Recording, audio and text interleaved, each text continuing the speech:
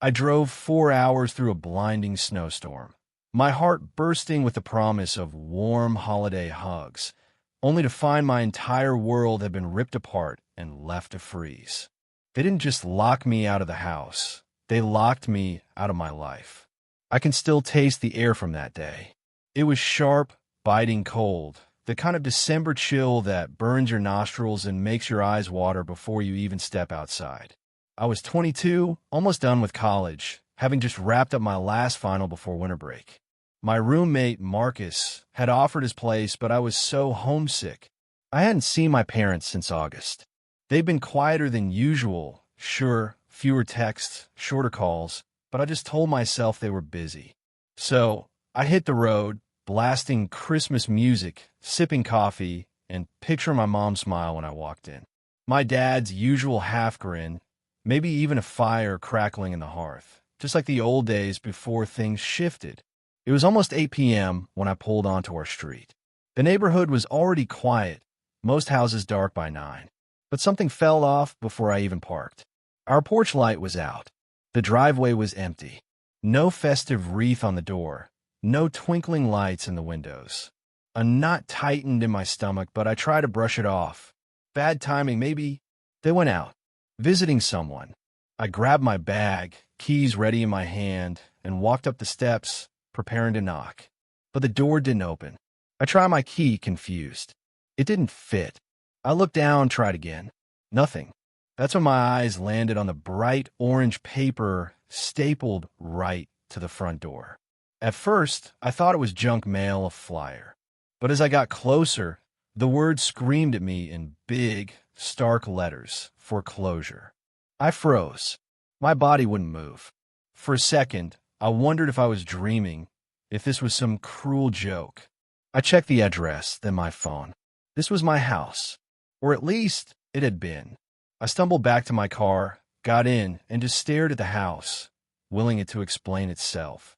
That's when I saw them. My boxes. My old duffel bag, some books, my high school trophies, even my guitar case. All of it just dumped at the edge of the driveway, half buried in the snow like trash. One box was soaked through, the cardboard caved in and sagging. My clothes were covered in slush. It felt like a nightmare I couldn't wake from. I called my mom first. No answer. My dad. Straight to voicemail. I called Mom again. Then my younger cousin. Then the next door neighbor. Nothing. Nobody picked up. I sat there for what felt like an eternity, maybe 20 minutes, just numb, before I finally started grabbing my things. I crammed what I could into the back of my car, having to toss some stuff just to make it fit. My hands were frozen, but my brain was still trying to catch up. I ended up booking a cheap motel on the edge of town. I didn't cry. I didn't scream. I didn't even really feel anything, just this hollow, suffocating emptiness, like my soul had shut down to keep me from combusting. The next morning, I tried calling them again. Still nothing. It wasn't until 3 days later that my dad finally answered. I didn't yell. I didn't ask what was going on. I just said why. He sighed like I was being difficult. We thought you'd figure it out. We had to move on. The house was underwater.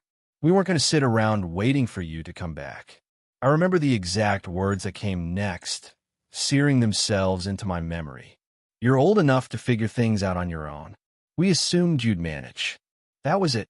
The last thing he said before I hung up and blocked his number. Then I blocked my mom's. Then every other family member who tried to make excuses or brush it off. My aunt texted, I'm sure they had their reasons. My uncle said, your dad's been under a lot of stress. Not one person asked how I was doing. No one offered a couch, a warm meal, or even just an ear to listen. I went back to school early, crashing at Marcus's place for the rest of the break. I eventually told him everything. He didn't say much, just handed me a blanket and ordered pizza. That quiet, simple gesture meant more to me than any word my family had ever spoken. When spring semester started, I threw myself into everything. Work, classes, odd jobs, side gigs, anything to stay busy.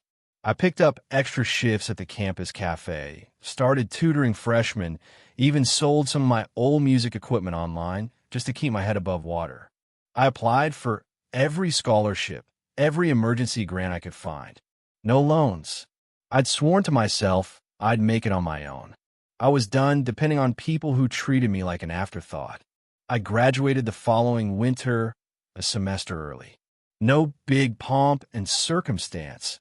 No fancy ceremony. Just me and a few friends watching the virtual announcement in our tiny apartment, passing around a pizza and a bottle of cheap champagne. I didn't tell anyone in my family. I didn't expect anyone to care, which is why, when I stepped out into the sunlight after picking up my diploma packet from campus, I nearly dropped it. My parents were standing there. My mom was smiling like we just bumped into each other at the grocery store. My dad had his hands shoved in his coat pockets, doing that awkward shuffle he always did when he didn't know how to act. My heart plummeted. I turned to walk away, but my mom's voice, sickeningly sweet, called after me. "Sweetie, are you going to say hi?" I kept walking. She followed. "We're so proud of you," she cooed. We didn't miss the announcement. We were watching. I even baked cupcakes. I stopped, not because I wanted to talk, but because something inside me finally, spectacularly snapped. I turned around slowly, looked her straight in the eye. "You bake cupcakes?" She nodded eagerly, expecting me to smile, to fall in her arms, to pretend the last 13 months never happened. "You think cupcakes make up for dumping my entire life in the snow?" Her smile faltered just for a second. My dad shifted uncomfortably, but said nothing. Typical. "You ghosted me." I continued, my voice low but steady. "Didn't even have the decency to call. Just vanished. You let me drive 4 hours home to find a foreclosure notice and my stuff in the gutter, like I was some stranger who got evicted." My mom's voice took on that performative, wounded tone I knew too well. "We were going through so much, honey. We didn't want to burden you. We thought you'd understand." I took a step forward. "Understand what? That you didn't care enough to send a single text? That I didn't even deserve a goodbye?" "You're being dramatic," she snapped, her voice tightening. "Am I?" I shot back. Because the only drama I remember is me sleeping in a motel that night, digging through snow for my soaked clothes. My mom opened her mouth, but no words came out. My dad finally cleared his throat. "We were hoping to talk," he said privately. "Maybe grab lunch. Celebrate your achievement." I laughed. It was a bitter, broken sound. Celebrate? You didn't lift a finger to help me finish school. I worked 2 jobs, sold half my stuff, survived off ramen and dollar coffee refills to make it here. I earned this. You don't get to show up at the finish line and pretend you were part of the race. People were starting to stare. I saw a girl in a cap and gown elbow her boyfriend, whispering and pointing our way. My mom seemed to notice too, her voice dropping to a hissed whisper. "Can we not do this here?" "You came here," I said. "You decided this was the place, so don't get shy now." Her face twisted like she was chewing something sour. "I just want our family back together." "No," I corrected her. "You want to look like a family again.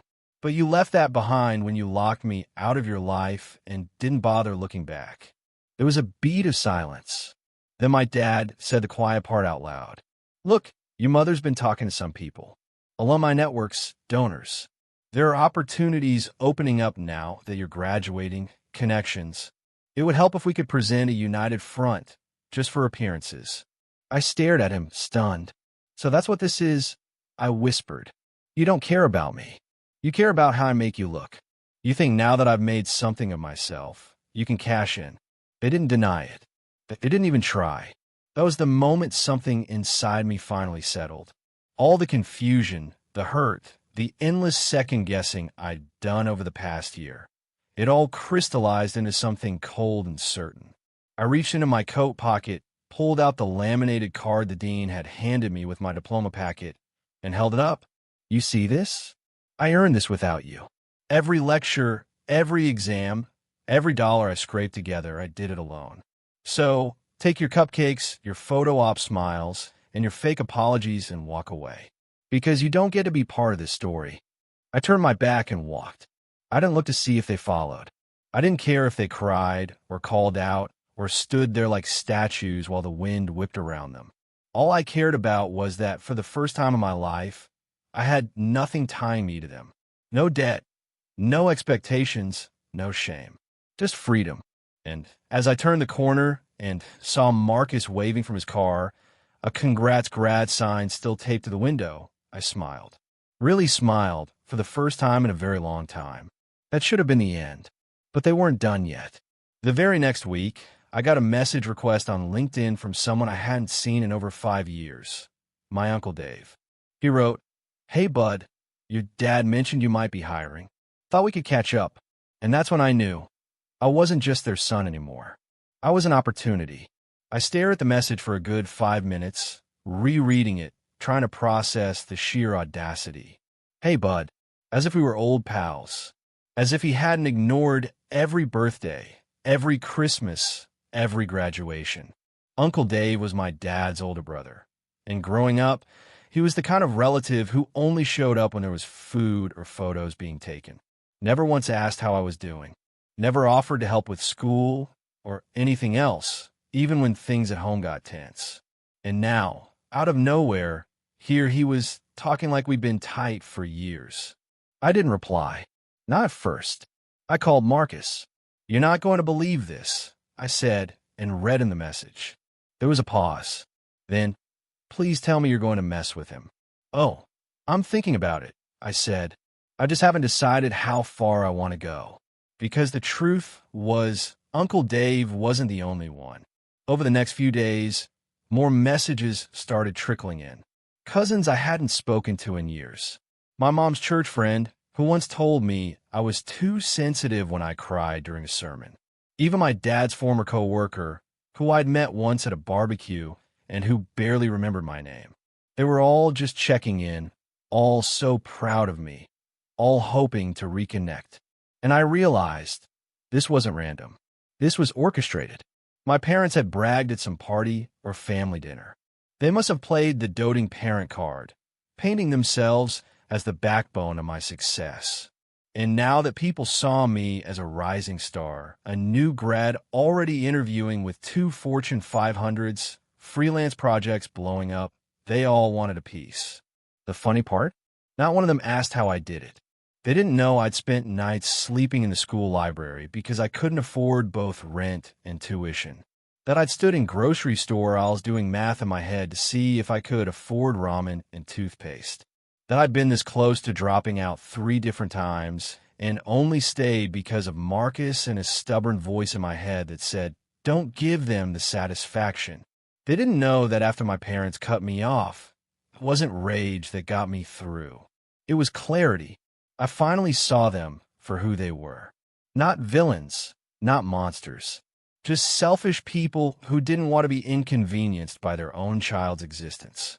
So yeah, I decided I would mess with them. Just a little. I replied to Uncle Dave, "Hey, great to hear from you. I've actually been considering hiring someone for a new project. Can you send over your resume and a short cover letter explaining your recent work?" He replied within 10 minutes. "Sure thing. I'll send that right over. Excited to work with you." But the resume came 2 days later. It was bad. Like, still using an AOL email and listing Microsoft Word under skills bad. He had a 5-year employment gap and didn't explain it. And when I Googled the one company he had worked for, it had shut down in 2019 after a lawsuit. Still, I kept it professional. "Thanks, Dave," I replied. "We'll be in touch if you're a fit for the role." Then I posted a vague update on LinkedIn, grateful for everyone who supported me on this journey. Just a reminder, success isn't built overnight, and it's never owed to those who disappeared during the struggle. The next day, my mom texted me from a new number. The message was long, rambling. She talked about how family is complicated, how they made mistakes, how they did what they thought was best at the time. But the kicker was the last line. "We're just glad to see you thriving." That means we raised you, right? I almost threw my phone. No, I thought. You didn't raise me at all. You abandoned me. And I made myself. But I didn't respond. I was done giving them explanations. I started preparing to move. A job offer was pending out of state. I didn't post about it, didn't share where I was going. I just started packing, selling what I didn't need, and focusing on my next chapter. But just when I thought things had finally calmed down, an invitation showed up in the mail. A cream-colored envelope, my parents' return address on the back. Inside, a card. Join us for a family celebration honoring our son's graduation, with my full name in big, bold letters. They were throwing a party in my honor, without asking me, and I wasn't invited. I stared at the invitation, stunned. A party in my honor? After everything? My hands actually shook as I held the card, trying to understand what kind of mental gymnastics it took to decide this was okay. They weren't just twisting the truth. They were rewriting it, acting like they'd been there for me, like they deserved to celebrate what I had achieved entirely on my own. And to make it worse, they didn't even have the decency to invite me. My name was on the card, like I was the guest of honor. But it was clear I wasn't supposed to attend. I was supposed to be a story they told, a symbol of their successful parenting. I wasn't a son anymore. I was a trophy. I could have ignored it, tossed the invitation in the trash, and moved on. But something about the smugness of it, the sheer arrogance, made me see red. This wasn't just about me anymore. This was about the truth and how they buried it under cupcakes and fake smiles and a house full of lies. So, I made a decision. I RSVP'd. I bought a new suit. Nothing flashy, just sharp and confident. I printed out a few things and slipped them into a folder. And on the day of the party, I showed up. It was held in a rented event space in the city. Not overtly fancy, but enough to make a statement. While I walked in, heads turned. My mom froze mid-laugh, a glass of sparkling cider in her hand. My dad's jaw actually dropped. Then people started clapping. Distant relatives, old neighbors, coworkers I'd never met, all of them smiling like they knew me, like they deserved to know me. I walked right up to the front of the room, where a banner read, "Congratulations, Ethan," in big gold letters. My mom took a shaky step forward, her voice high and sweet.